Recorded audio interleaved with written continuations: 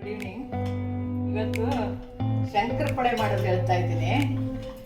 ಶಂಕರಪೊಳೆ ಮೊದಲೇ ಕಲಸಿಟ್ಟಿದ್ದು ಹಿಟ್ಟು, ಆವಾಗಲೇ ಕಲಸಿಟ್ಟೆ, ಸ್ವಲ್ಪ ಮೊದಲೇ ಕಲಿಸ್ಬೇಕು.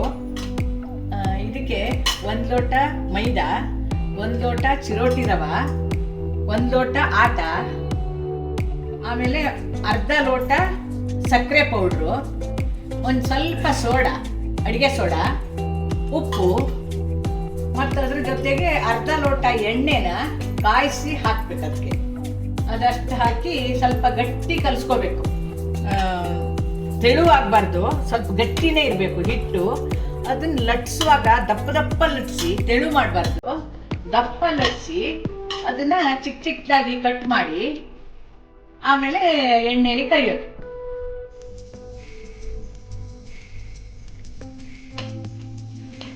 ಲಟ್ಸಿದ್ದೀನಿ, ಇದನ್ನ ಈ ಥರ ಸಣ್ಣ ಸಣ್ಣದಾಗಿ ಕಟ್ ಮಾಡಬೇಕು. ಇಷ್ಟೇ ಕಟ್ ಮಾಡಿ